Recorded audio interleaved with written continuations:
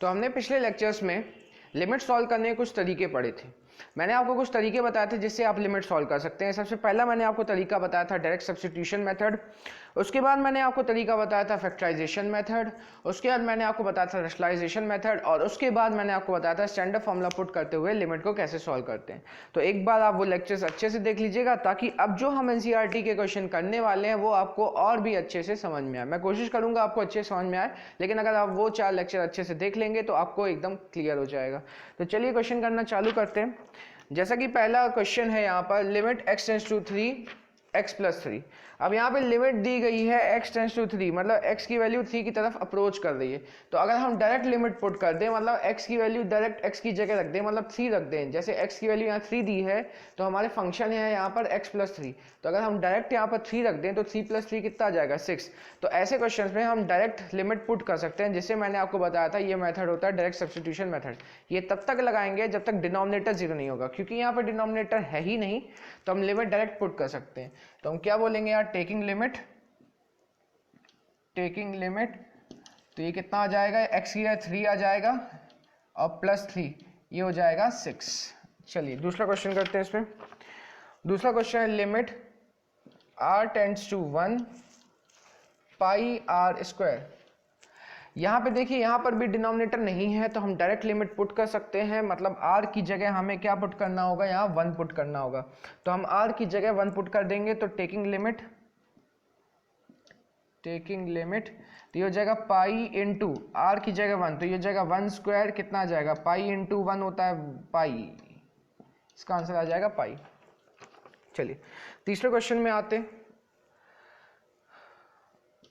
तीसरा क्वेश्चन दिया है limit x tends to pi x minus 22/7। तो यहाँ देखिए, यहाँ पर अगर हम डायरेक्ट लिमिट पुट कर दें तो कोई दिक्कत है क्या, फंक्शन अनडिफाइन हो रहा है क्या। मैंने आपसे बताया था पिछले लेक्चर्स में फंक्शन अनडिफाइन कब होता है, जब डिनोमिनेटर 0 आ जाता है, मतलब 0/0 का फॉर्मेट आ जाता है। अब यहाँ x की वैल्यू पाई दी गई है, मतलब x अप्रोच कर रहा है पाई की तरफ। अगर हम x की जगह पाई रख दें तो न्यूमरेटर ही 0 होगा, बाकी कोई दिक्कत नहीं, डिनोमिनेटर कोई दिक्कत नहीं रखने में। तो हम x की जगह क्या रख देंगे, आप पाई रख देंगे टेकिंग लिमिट। तो x की जगह हमने रख दिया पाई और ये हो गया 22/7। आगे आप सॉल्व कर लेंगे इसको। क्वेश्चन नंबर 4 में आते हैं। Question number 4, limit x tends to 4x plus 3 upon x minus 2। अब ये क्वेश्चन आ गया न्यूमरेटर डिनोमिनेटर का, फ्रैक्शन में क्वेश्चन आ गया। अब लिमिट जो हमारी दी गई है वो दी गई है 4, तो चलो पुट करके देखते हैं डिनोमिनेटर 0 आता है कि नहीं आता है। लिमिट अगर हम 4 डिनोमिनेटर पुट करें तो 4 माइनस 2 कितना आएगा, 2 आएगा। तो मतलब हम डायरेक्ट सब्स्टिट्यूट कर सकते हैं लिमिट, क्योंकि डिनोमिनेटर 0 नहीं हो रहा है। तो चलिए लिमिट को डायरेक्ट सब्स्टिट्यूट कर लेते हैं। तो टेकिंग लिमिट, तो जहाँ जहाँ x है वहाँ 4 रख दीजिए, ये हो जाएगा 4 into 4 plus 3 upon 4 minus 2। 4 into 4 हो जाएगा 16, 16 प्लस 9 हो जाएगा 19 और अपॉन 2 आ जाएगा इसका आंसर। चलिए तो नेक्स्ट क्वेश्चन में आते हैं। नेक्स्ट क्वेश्चन है लिमिट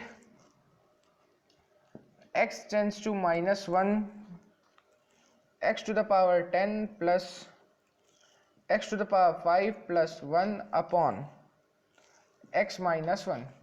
तो लिमिट हमें -1 दी गई है। फिर से चेक करेंगे कि डिनोमिनेटर रखने में कोई दिक्कत नहीं हो रही। जब तक डिनोमिनेटर रखने में लिमिट कोई दिक्कत ना हो, हम डायरेक्ट सब्स्टिट्यूशन करते जाएंगे। तो देखिए x की वैल्यू -1 है, तो -1 अगर x की जगह रखें तो -1 कितना होता है, -2 होता है। तो कोई दिक्कत नहीं रखने में। तो चलिए टेकिंग लिमिट, तो जहाँ जहाँ x है वहाँ -1 रख देंगे, तो ये हो जाएगा -1 to the power 10 plus -1 to the power 5 plus 1 upon -1 -1 to the power 10 is +1। Power अगर इवन हो तो पॉजिटिव आंसर आता है। -1 टू द पावर 5 इज -1 और ये आ जाएगा +1। -1 इज -2, ये और ये कैंसिल हो जाएगा, इसका आंसर आ जाएगा -1/2। चलिए ठीक, नेक्स्ट क्वेश्चन में आते हैं। अभी मैं आपको 6 क्वेश्चन नहीं करा रहा हूँ, मैं 6th और 10th एक साथ कराऊंगा, क्योंकि दोनों एक ही फॉर्मूले पर बेस्ड हैं। तो पहले मैं आपको वो फॉर्मूला बताऊंगा। वैसे भी मैंने स्टैंडर्ड फॉर्मूला जब मैंने पढ़ा है पिछले लेक्चर में तो उसमें बता चुका है, लेकिन एक बार फिर मैं बता दूंगा। तो 6 और 10 मैं एक साथ कराऊंगा। अभी अपन करते हैं 7th क्वेश्चन। 7th क्वेश्चन है, इसमें limit x tends to 2 3x² minus x minus 10 upon x² minus 4। ठीक है, फिर से फ्रैक्शन वाला क्वेश्चन है, तो हम क्या करेंगे, लिमिट पुट करके देखेंगे, डायरेक्ट सब्स्टिट्यूशन करके देखेंगे।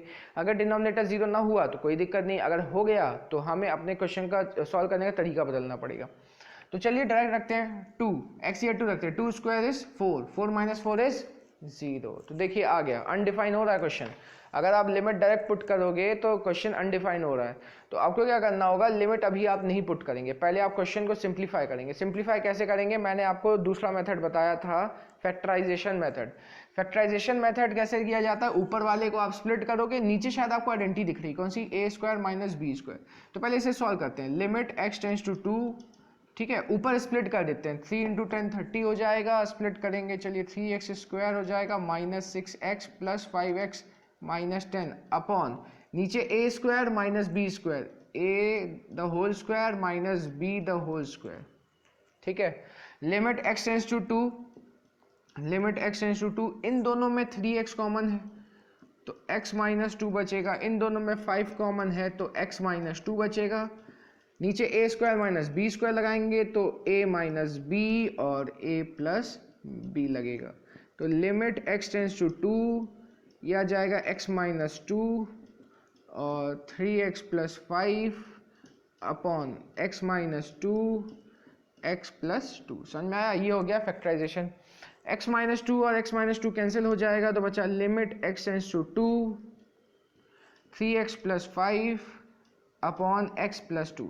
एक और चीज़ याद रखिए, मैंने आपको बताया था पिछले लेक्चर्स में कि अगर यहाँ पॉजिटिव 2 है, लिमिट पॉजिटिव 2 है, तो इसका पक्का एक फैक्टर x माइनस 2 बनेगा।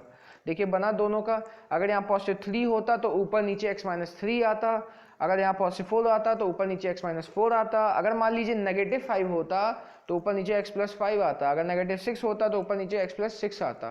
तो ये चीज़ ध्यान रखिए। देखिए अब पॉजिटिव 2 था तो उल्टा x माइनस 2 आ गया।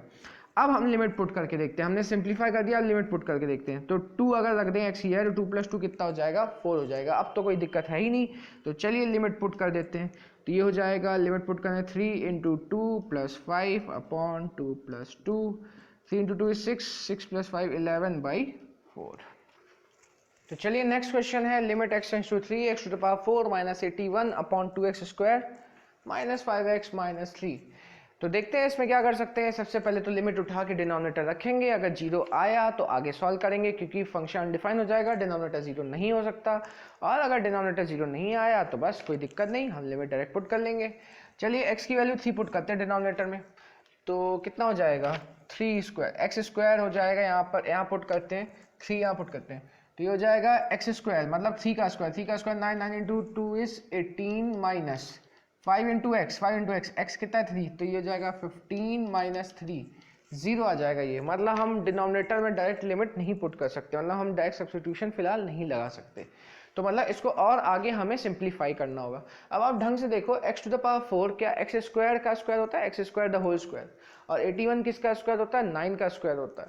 तो इसको अपन ऐसा लिखेंगे कुछ, लिमिट x टेंड्स टू 3, इसे लिख लेंगे अपन x to the power square the whole square minus 81 को क्या लिखेंगे, 9 द होल स्क्वायर अपॉन, नीचे हम इसको स्प्लिट कर देते हैं, नीचे जब आप स्प्लिट करोगे इसको तो 2x² minus 6x plus x minus 3 आ जाएगा।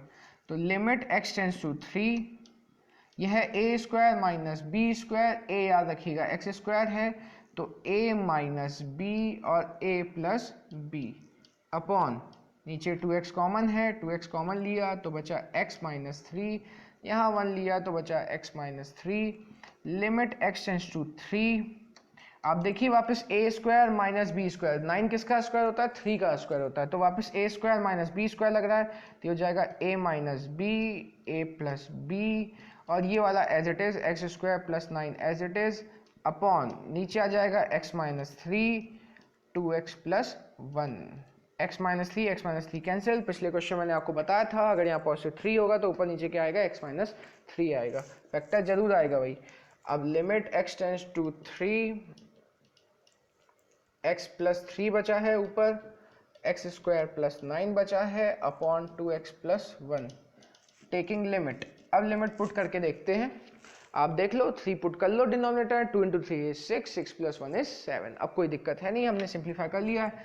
लिमिट पुट करते हैं, तो यहाँ x या 3 रखेंगे प्लस 3, x की जगह 3 का square 9 plus 9 upon 2 into 3 plus 1, ये हो जाएगा 3 plus 3 is 6, 9 plus 9 is 18 upon 6 plus 7 आ जाएगा, ये आ जाएगा 108 अपॉन 7।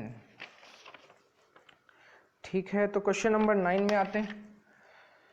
क्वेश्चन नंबर 9, तो क्वेश्चन नंबर 9 है limit x tends to 0 ax plus b upon cx plus 1। Limit direct put करके देखते हैं डिनोमिनेटर में, अगर डिनोमिनेटर 0 आएगा तो हम आगे सिंप्लीफाई करेंगे, नहीं आएगा तो नहीं करेंगे। x की वैल्यू 0 उठा के रखते हैं, c into 0 is 0, 0 plus 1 is 1। तो डिनोमिनेटर 0 नहीं हो रहा है तो डायरेक्ट हम लिमिट पुट करेंगे, तो ये हो जाएगा a इंटू 0, एक्स की लिमिट 0 है तो a into 0 plus b upon c into 0 plus 1। तो a इंटू 0 0 होता है, 0 प्लस b b हो जाएगा, c इंटू 0 0 होता है अपॉन 1 आ जाएगा, तो मतलब ये आंसर आ जाएगा b। मैंने आपसे बताया था क्वेश्चन 6 और क्वेश्चन 10 मैं एक साथ कराऊंगा, उससे पहले अपन करेंगे क्वेश्चन नंबर 11। क्वेश्चन नंबर 11 है limit x tends to 1, limit x tends to 1 ax square plus bx plus c upon cx square plus bx plus a। तो यहाँ पर हम लिमिट पुट करके देखेंगे, अगर 0 आएगा डिनोमिनेटर तो फिर हम दूसरा तरीका, वरना डायरेक्ट सब्स्टिट्यूशन मेथड। तो x को 1 रखेंगे, यहाँ 1 का स्क्वायर कितना होता है 1, 1 into C C, b into 1 is b, कोई दिक्कत हुई नहीं रही, मतलब डिनोमिनेटर 0 नहीं हो रहा, तो डायरेक्ट लिमिट पुट करते हैं, टेकिंग लिमिट। तो ये हो जाएगा a into 1 square plus b into 1 plus c whole upon c into 1 square plus b into 1 plus a। 1 square into a is a, b into 1 is b plus c, नीचे आया c plus b plus a plus b plus c या c plus b plus a, बात एक ही होती है, cancel होके कितने आ जाएंगे 1। और अगला क्वेश्चन है लिमिट, ये 12th क्वेश्चन है, limit x tends to minus 2, x tends to minus 2 1 by x plus 1 by 2 whole upon x plus 2। ठीक है, तो क्या करते हैं अपन, अगर डायरेक्ट लिमिट रखें तो -2 प्लस 2 0 हो जाएगा, कोई दिक्कत नहीं। हम क्या करते हैं, ऊपर एलसीएम ले लेते हैं। अगर हम ऊपर एलसीएम ले लें इस क्वेश्चन में, तो एलसीएम कितना आ जाएगा 2x, 2 इधर जाएगा तो हो जाएगा 2, x उधर जाएगा तो हो जाएगा x, एलसीएम आ जाएगा 2x और होल अपॉन x प्लस 2 तो है ही। ठीक है, आगे देखिएगा, लिमिट x टेंड्स टू -2, ये 2x नीचे आ जाएगा तो 2 प्लस एक्स अपॉन 2x, ये शायद आपको वहाँ दिखेगा नहीं, मैं काम करता हूँ उसको मिटा देता हूँ ऊपर वाले को, यहाँ पे लिखता हूँ इसको।